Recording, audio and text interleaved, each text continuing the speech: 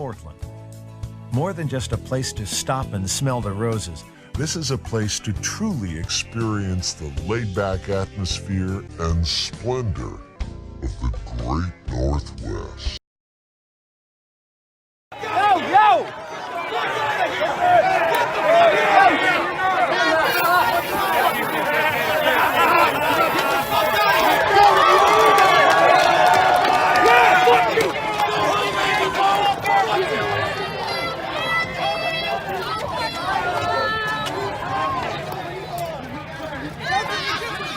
Fucking own, bitch!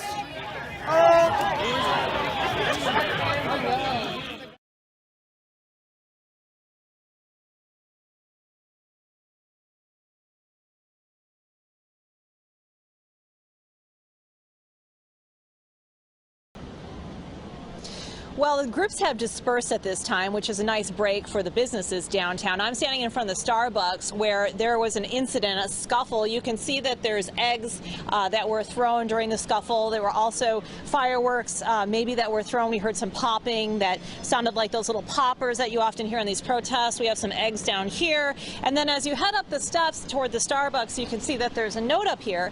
And it says, "Sorry for the inconvenience, but we are closed for the day. Please join us tomorrow at 5 a.m. I believe that's because of the protests, and there was also a couple other businesses that looked like they had shut their doors because of this protest. There were a number of scuffles that broke out. One here that, like I said, involved some fireworks, some eggs that were thrown, along with some shoving. Portland police brought their bikes in. Someone deployed a lot of pepper spray over by the Starbucks. It was showering some people, and we did see people putting milk in their eyes, one of the traditional ways that protesters cleanse after they get hit with pepper spray or some other kind of irritant. There was another scuffle that broke out closer to the square down by Muji, where we saw someone getting kicked. Also punched. We saw a couple of arrests, or at least people taken into custody. Sometimes people are just taken in, but they're not actually arrested. So we did witness people being put in handcuffs and taken away. We also saw the two groups trying to get together on opposite sides of the street. And as has been Portland Police's practice, they don't let them get together.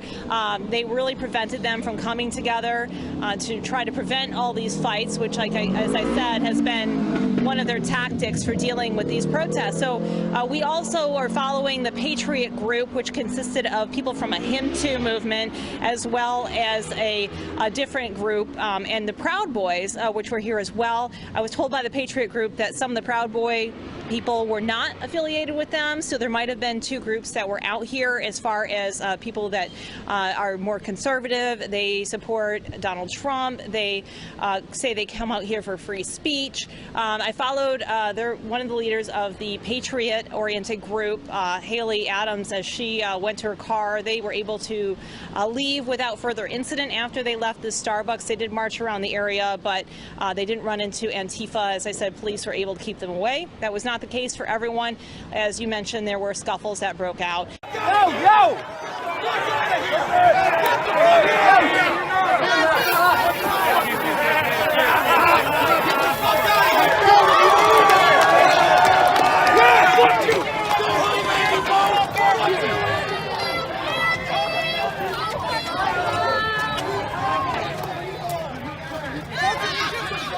Fucking own, bitch!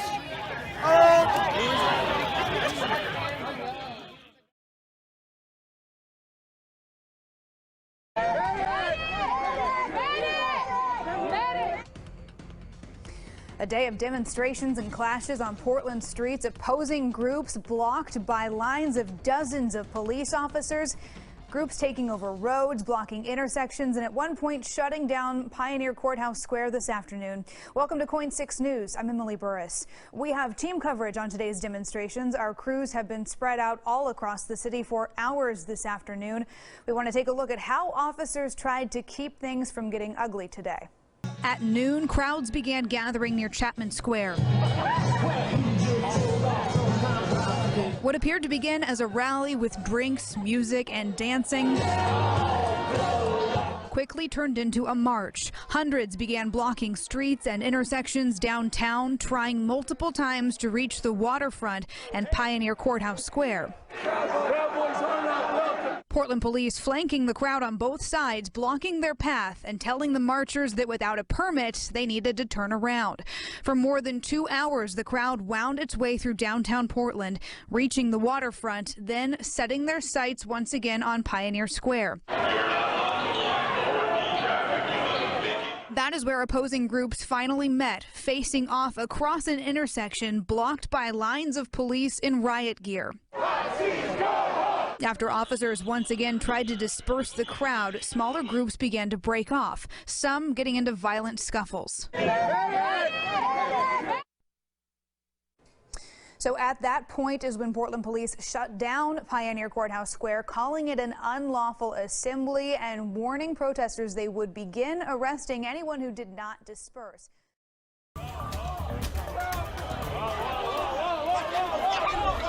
First at 5, that crowd running toward a fight, dueling protests swarming downtown Portland again. We've seen these groups square off before, far right versus far left, each attacking the other's politics and accusing the other of being violent.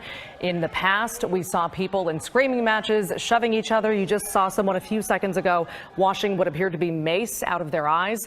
Portland police in riot gear have been struggling to keep the peace today.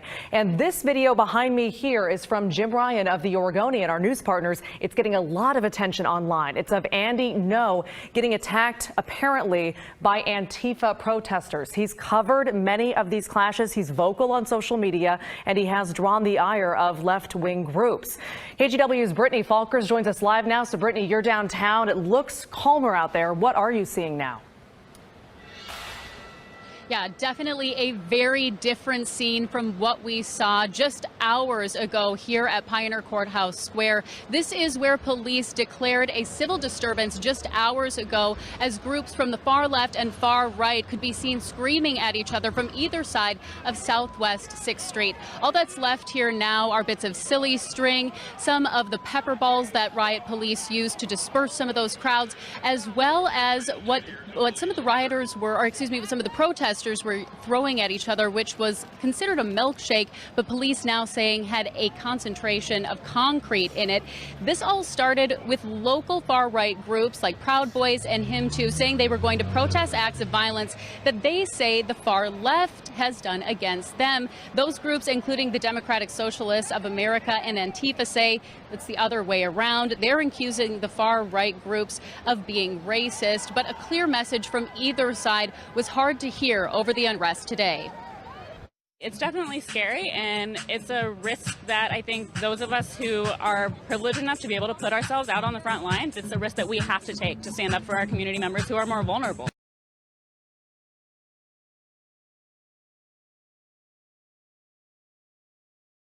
The entire culture of Portland, they're anti the entire movement to try to change this country from a place where kids are put in cages and where we have mass patriarchy and we have mass incarceration. And this is a world that they want to continue. So we're here to stand up to that.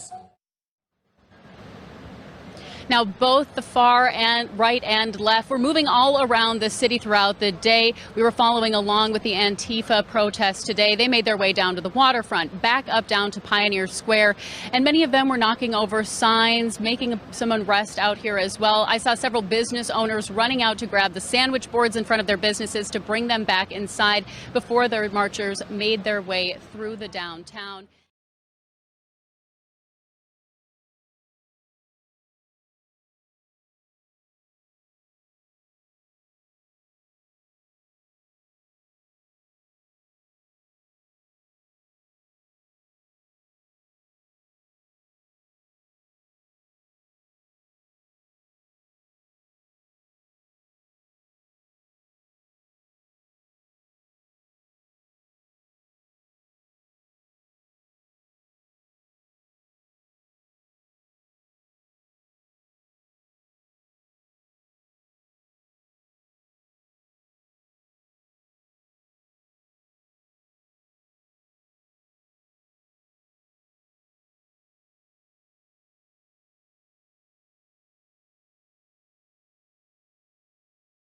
Hi folks, welcome back to Meme the Left. Hope you're having a cracking day. Well, Paul Joseph Watson put a call out over Twitter. Best AOC border protest crying memes. So here, the first video is Joe Biden. Joe doing the little, sniffing Ocasio-Cortez's hair. And Ocasio-Cortez reacting accordingly there. That moment she saw a man with tattooed faces closing in on her beamer. Kind of having a little shot at Ocasio-Cortez for apparently she's has a very expensive watch. Has a very expensive watch on at this so-called protest. I don't get it. Why can't these kids just climb out? This fence isn't even that tall.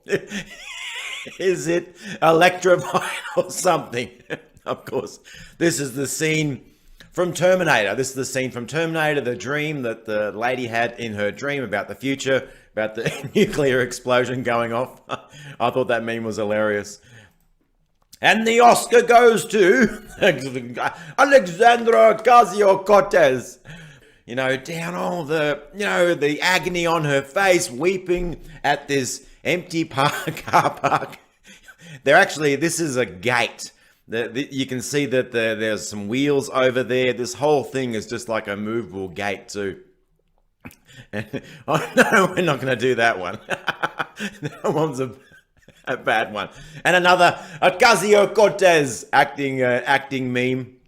And I'm not really sure on that one there, but this one here, yeah, I understand Ocasio-Cortez just crying for the lack of talent on the stage here.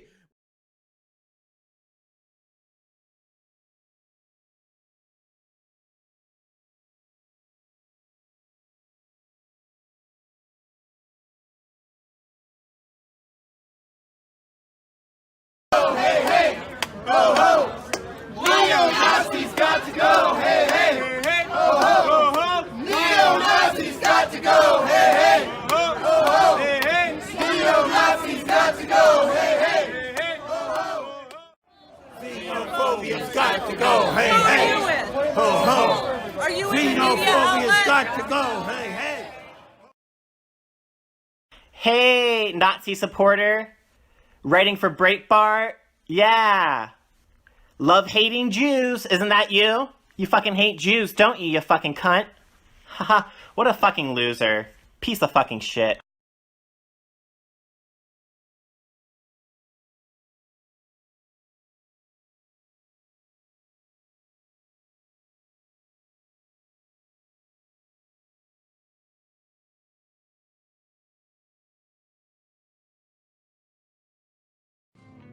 In November of 2016, a clerk in Gibson's bakery, having seen a black Oberlin student shoplift bottles of wine, pursued the thief.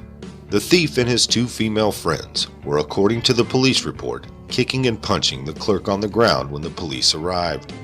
Some social justice warriors that evidently cut class the day critical thinking was taught, if it was taught at Oberlin at all, instantly accused the bakery of racially profiling the shoplifter, an accusation complicated by the fact that the shoplifter and his partners in assault pled guilty.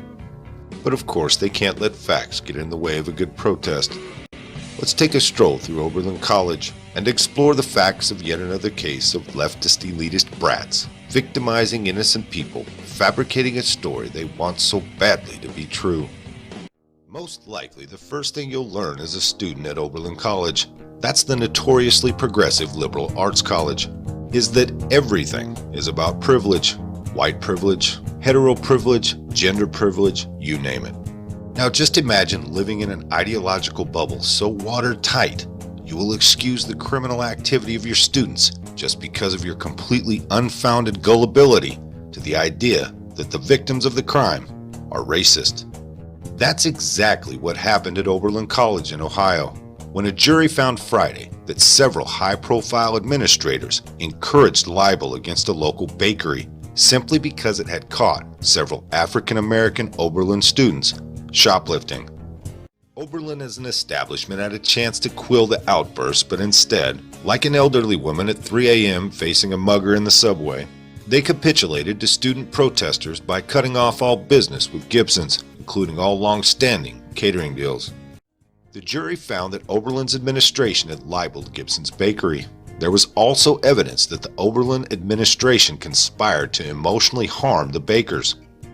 The college's Multicultural Resource Center director sent a text that read, "After a year, I hope we rain fire and brimstone on that store."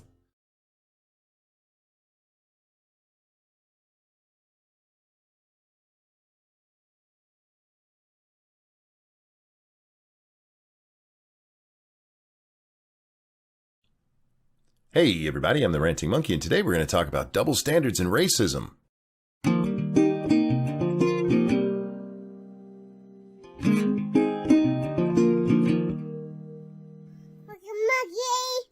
I woke up this morning and did what I usually do. Logged onto Twitter to see what the hell I'd missed since I was last awake. These were the top 3 items on my trending list: Harvard, Kyle Kashuv, and David Hogg. Now we're not going to talk about David Hogg. He's only trending because Kyle is. You see, Kyle just had his Harvard acceptance rescinded because of things he said in the past.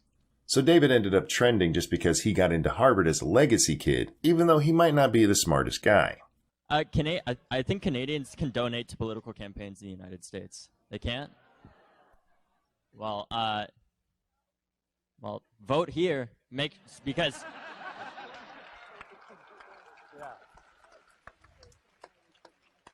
Learn from us.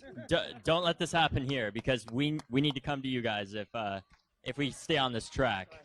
He only comes up because both he and Kyle are survivors of Parkland and had been accepted to Harvard. Recently, some screenshots of things Kyle said when he was 16 have resurfaced.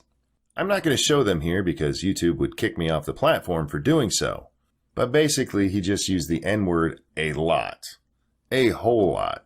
And because of this, Kyle has had his acceptance to Harvard rescinded.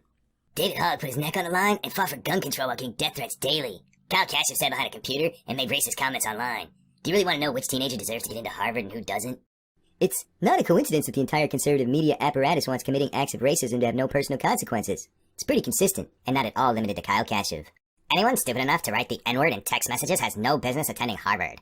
Kyle Kashuv's acceptance was an aberration to begin with, and the university had no choice but to do the right thing here. Why do I get the feeling you don't actually mean that? That if this was a black guy who had texted the N-word, you wouldn't be saying that. And that's the problem here. There is such a double standard going on. And I'm not just talking about the fact that if this was a black man who dropped an N-bomb 100 times, nobody would give a shit. I'm talking about the fact that Harvard is racist. In fact, they're being sued for it right now. We're actually waiting on a judge's decision because Harvard has been sued for discriminating against Asians.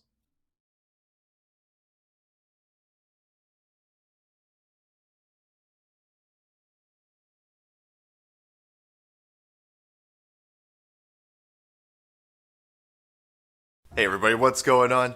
Well, this article is beautiful insight into the type of person who reads the Washington Post.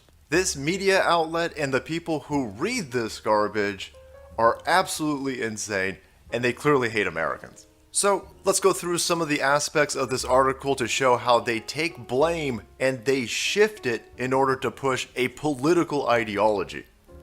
Murder in the Atlas Mountains. In a crime apparently intended to impress the Islamic State, 2 Scandinavian women were brutally slain in Morocco. The killings were seized on by the far right to attack Islam. Maybe I'm crazy, but the headline and the article should just be about how 2 naive Norwegian ladies went to a place that was dangerous and then got killed by people trying to join the Islamic State, and just leave it at that. Yes. But of course, that doesn't help to push any type of narrative now, does it? So check out how this article starts. At first, it's normal and it makes sense. 2 Scandinavian students who revered the outdoors were descending North Africa's highest peak in December when they encountered 4 men searching for Westerners to kill. Look at that. Sounds like your good old-fashioned news reporting. Then it goes into how the attackers, they videotaped the murder of these 2 women because they were going to post this to the interwebs as a way to get ISIS attention so that they can then join ISIS. I'm not quite sure how the application process for joining a terrorist group works, but apparently that's how you get started. However, distributing the video doesn't go as planned. The article mentions that the Islamic State, for some reason, wasn't interested in distributing the video. And honestly, I think that's probably a news article in itself. A video of 2 white women being stabbed to death and beheaded by a bunch of terrorists. I would imagine that ISIS would be all into sharing that, but apparently that wasn't the case.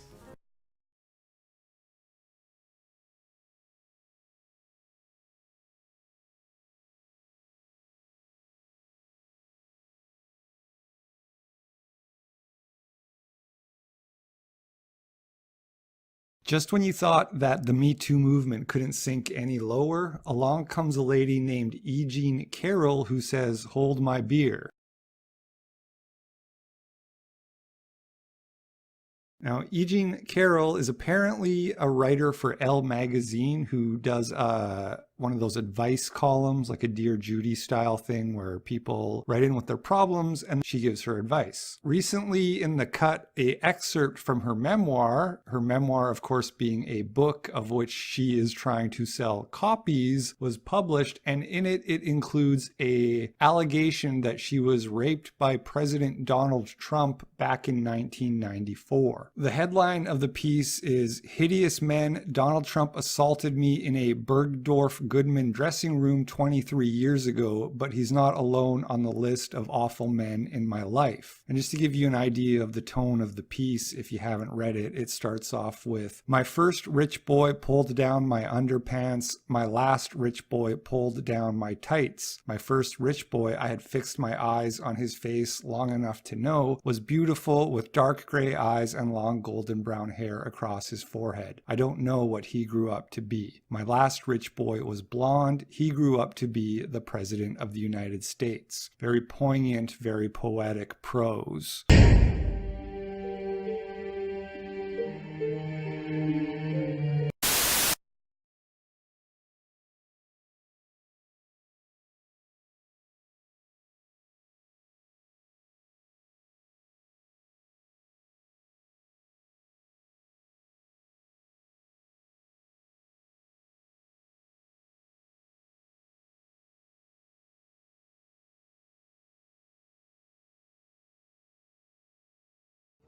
Do you have a real aggressive cat?